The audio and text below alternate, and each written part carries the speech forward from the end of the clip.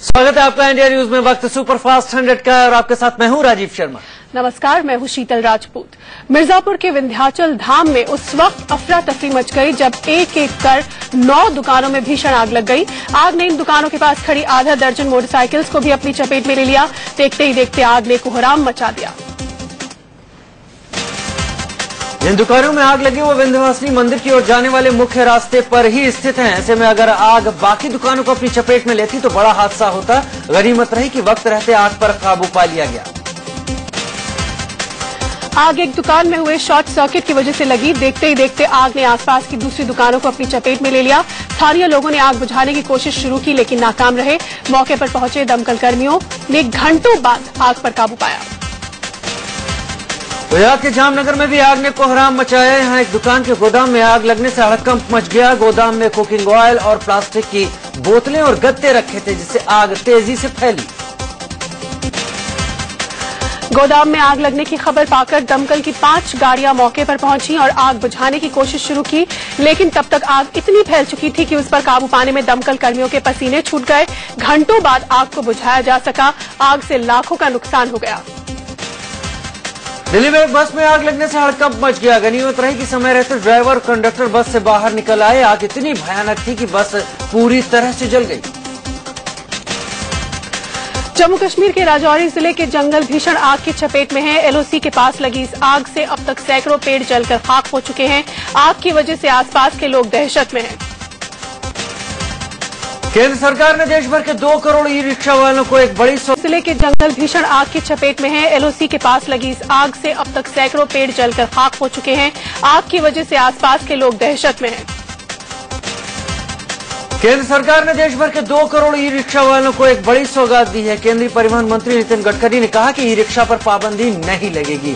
साथ ही उन्होंने ऐलान किया कि अब ई रिक्शा के लिए न तो लाइसेंस की जरूरत रहेगी और न ही परमिट की। दिल्ली के रामलीला मैदान में ई रिक्शा वालों की रैली में नितिन गडकरी ने जैसे ही बैन हटाने का ऐलान किया, ई रिक्शा वालों ने तालियां बजाकर इस फैसले का स्वागत किया।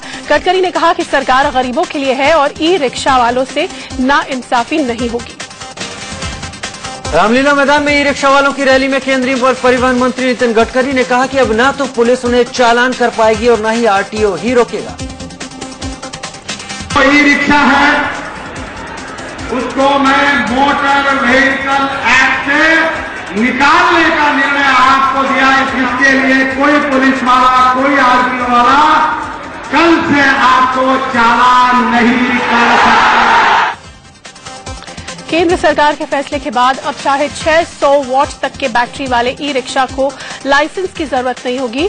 साथ ही ई रिक्शा में 4 लोगों को एक साथ बिठाने की इजाजत होगी। इसके अलावा 50 किलो तक के सामान ढोए जा सकते हैं। केंद्रीय परिवहन मंत्री नितिन गडकरी ने ऐलान किया कि ड्राइवर ही ई रिक्शा का मालिक होगा और रिक्शा खरीदने के लिए 3% ब्याज पर कर्ज दिया जाएगा। दिल्ली में ई रिक्शा का एमसीडी से 100 रुपए में रजिस्ट्रेशन होगा और आईडी कार्ड भी मिलेगा।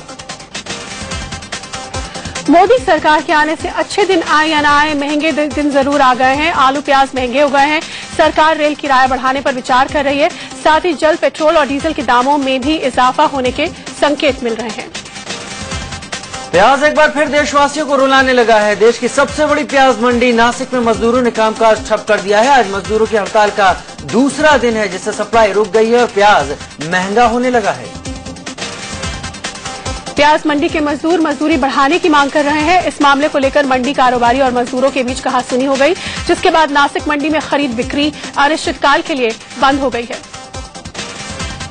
अगर प्याज के रेट की बात करें तो दिल्ली में जो प्याज पहले 20 रुपए प्रति किलो मिलता था वो अब 23 रुपए के भाव से बिक रहा है। मुंबई में प्याज का रेट दुगना होकर 30 रुपए प्रति किलो है। वहीं चंडीगढ़ में 14 से बढ़कर 24 हो गया है। प्याज के साथ साथ बाकी सब्जियों के दाम भी तेजी से बढ़ने लगे हैं। बारिश से आलू की फसल को काफी नुकसान हुआ है। बाकी सब्जियों के दाम भी अचानक बढ़ गए हैं। हफ्ते भर पहले 20 रुपए किलो मिलने वाला आलू अब 30 रुपए किलो बिकने लगा है। शिमला मिर्च के दाम 20 रुपए बढ़कर 60 हो गए हैं। मटर 40 से बढ़कर 65 रुपए किलो हो गया है। फूलगोभी 30 से बढ़कर 60 और पत्ता गोभी हफ्ते भर पहले 10 रुपए किलो बिक रही थी जो बढ़कर 16 रुपए किलो हो गई। हफ्ते भर पहले 15 रुपए किलो मिलने वाली भिंडी बढ़कर 25 रुपए किलो हो गई है। तोरई 10 से बढ़कर 20, गाजर 20 से बढ़कर 30 और खीरे का रेट 12 रुपए किलो से बढ़कर 20 रुपए किलो हो गया है। महंगाई के मोर्चे पर केंद्र सरकार आम लोगों को एक और बड़ा झटका देने की तैयारी में है। रेल मंत्री सदानंद गौड़ा ने रेल किराया बढ़ने के संकेत दिए। उन्होंने कहा कि रेल किराए में बढ़ोतरी समय की मांग है। पेट्रोल डीजल भी आपकी जेब जलाने के लिए तैयार है। खबर है सरकार जल्द पेट्रोल डीजल के दाम में बढ़ोतरी कर सकती है। पेट्रोल डीजल महंगा होने से माल ढुलाई और सफर का किराया बढ़ जाएगा। केंद्रीय वित्त मंत्री अरुण जेटली ने महंगाई पर चिंता जताई है। उन्होंने महंगाई बढ़ने के लिए जमाखोरों को जिम्मेदार ठहराया है। जेटली ने कहा कि जमाखोरों के खिलाफ राज्य सरकारों को कड़ी कार्रवाई करनी चाहिए।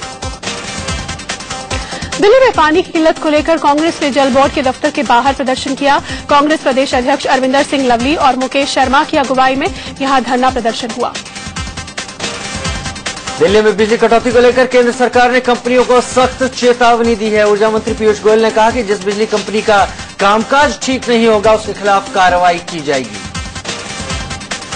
आम आदमी पार्टी के नेता और पटपरगंज से विधायक मनीष सिसोदिया के गुमशुदा होने के पोस्टर उनके इलाके में चिपकाए गए हैं। पोस्टर चिपकाने वाले का कहना है कि सिसोदिया इलाके में दिखते नहीं है और न ही यहां की समस्याओं की सुध लेते हैं। सिसोदिया गुमशुदगी का पोस्टर चिपकाने वाले ने उन्हें ढूंढ कर लाने वालों को इनाम देने का भी ऐलान किया। पोस्टर जारी करने वाले अजय वालिया ने पोस्टर में अपना मोबाइल नंबर भी दे रखा है। यूपी के राज्यपाल बीएल जोशी ने अपने पद से इस्तीफा दे दिया है। उन्होंने अपना इस्तीफा राष्ट्रपति को भेजा। पहले से ही उन्हें हटाए जाने के संकेत मिल रहे थे। बीएल जोशी के इस्तीफे के बाद यूपी के नए राज्यपाल को लेकर कवायद तेज हो गई है।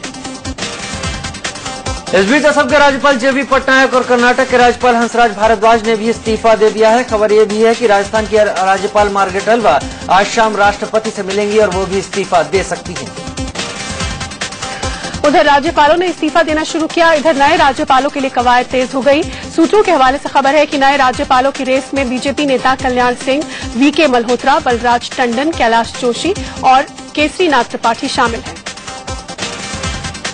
3 राज्यपालों के इस्तीफे के अलावा 5 और राज्यपालों पर इस्तीफे का दबाव है। खबर है कि पंजाब के राज्यपाल शिवराज पाटिल, राजस्थान की राज्यपाल मार्गरेट हलवा और पश्चिम बंगाल के राज्यपाल एम.के. नारायणन से इस्तीफा मांगा गया है।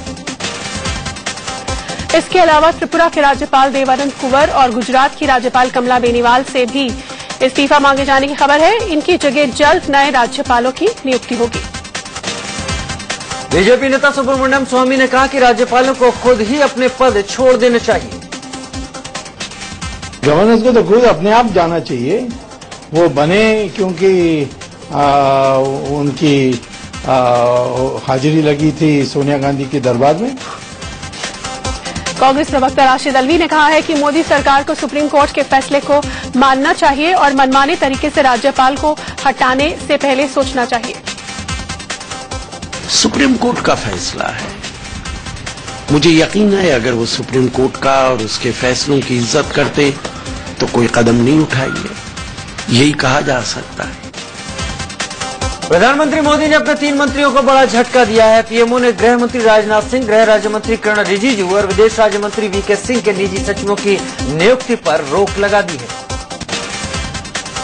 खबर है कि प्रधानमंत्री नरेंद्र मोदी ने फैसला लिया है कि यूपीए सरकार में जो अफसर मंत्रियों के निजी सचिव और ओएसडी हुआ करते थे उन्हें नई सरकार में नहीं रखा जाएगा और इसी आधार पर राजनाथ, रिजिजू और वीके सिंह के निजी सचिवों की नियुक्ति रोकी गई है।